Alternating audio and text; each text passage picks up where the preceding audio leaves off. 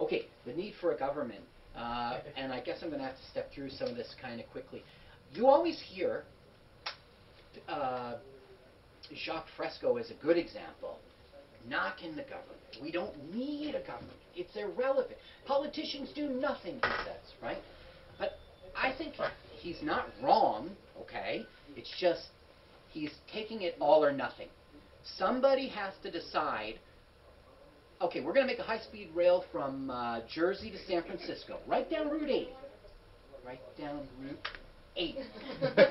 Right? So who is going to decide, do we go into this valley or oh, well, engineers will decide that, sure. But somebody's got to be the project manager. Somebody's got to look at the big picture and administer it, right? I don't think that a government can completely go away the way the Venus Project and even Peter Joseph talks about. Well, he talks about it changing to something different that's actually more useful, not the contrivance that we have now. Right. So. Which is about power. Yeah.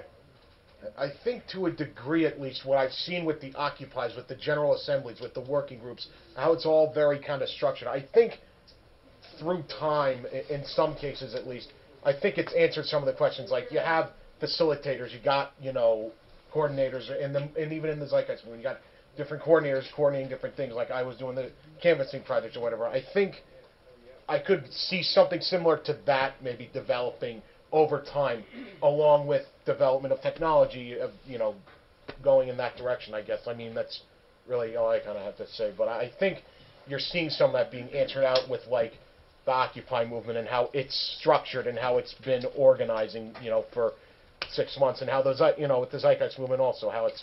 Now, Tobias was telling us about how Occupy movements, they self-organized, right? Yeah. All of these, you talked about the media station and the, go through them. Yeah, but Elliot has a great point. One of the,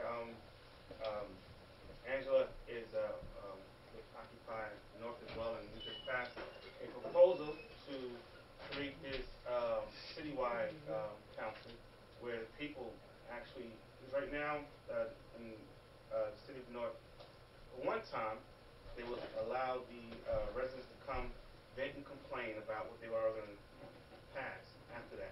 Then they decided to change that process because the venting and complaining were going on too long.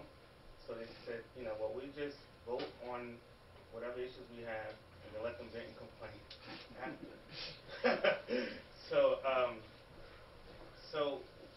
Someone in the group decided to write this very in-depth and detailed proposal on a citywide General Assembly where the residents begin to decide on what matters are important, vote on them through a General Assembly process, and then push that agenda to the City Council, whereas we have the City Council to actually serve the people.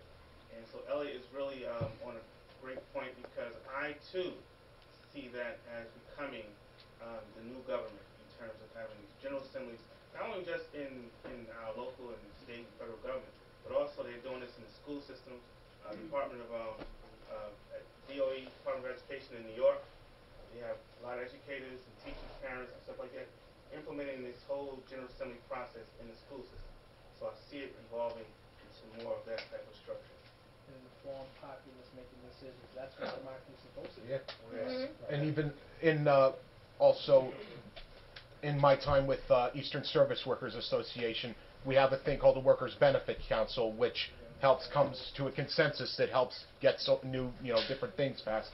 And I tried to get up some people from ESWA Trenton because I thought he might have some different things, and we sort of came to a consensus that we should probably bring up Mike here or whatever. Maybe you want to go into a bit more about like the Workers Benefit Council and how that kind of works or whatever. Like, well, it's basically it's a delegate body of representatives can be from different workplaces or from neighborhoods, representing people that they're either working with or living nearby, and they bring the decisions. They make decisions. They bring the decisions back to their constituencies.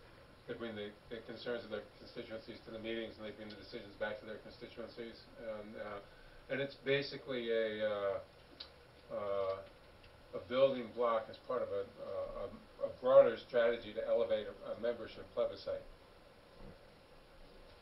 And I think the other thing that we got to also recognize is when they talk about really eliminating the government, as Jacques Fresco tends to put it, it's like Brian said, it's more about like who owns the power or whatever. Yeah. And also whenever I get into these kinds of discussions about it with my dad, and I went to the Venus Project back when I was in Florida, and even Dad started going down, yes, but there's shortcomings, and there's certain, part of the thing is with him, I think it's partially that thing with human nature also, I think, is another thing that we got to eventually deal with, is this whole notion about, well, there's certain people that are just going to be bad eggs or whatever, rotten apple, whatever you want to say about people or whatever, but that's part of the whole process, I think, is eventually sort of eliminating, like, different, schisms or whatever that can, within our society that make people that way, or, stuff like that, or, that's, when they talk about, that's what I was saying, like, when they talk about getting rid of the government, it's more about getting people to sort of work or whatever, like what we were saying earlier, what you see with Occupy, ESWA, and all these other different groups, how it's worked out so that way there's not some big concentration of power. Because even when I talked to my dad about, one of the other things with the Venus Project is they wanted to get more of like a generalist scientist group, to sort of manage machines or manage different, like you were talking about the public works. And Dad's like, but that's going to be the elites running everything, and it's like that's not like this, I think there's going to be a giant difference between a person today and a person who's been born with a resource-based economy already in existence. Right. I think that we're going to transition, and it can be ugly. And I think there might be some of those power kind of guys. Yeah. But you were going to say? I think that in a resource-based economy where money is not an issue, the government, for lack of a better term, that group of people that are doing the delegating and the organizing of the issues and the information that the people would then vote on would be more productive, because it's not a government that we have now that's really about who owns the oil, what are the public interests, how much money can I pay you to make sure that you make my issues go through and legislation. I think it would be a more productive government, maybe if you just didn't call it government and you called it something else. Exactly. As a group of people that are delegating and organizing. Yeah. That are informed and they know what to do. And don't have an interest, financial interest in what decisions they're making, because they're making these decisions for the betterment of the people, because that's all it's about. Yeah, there's no re-election campaign. There's Exactly.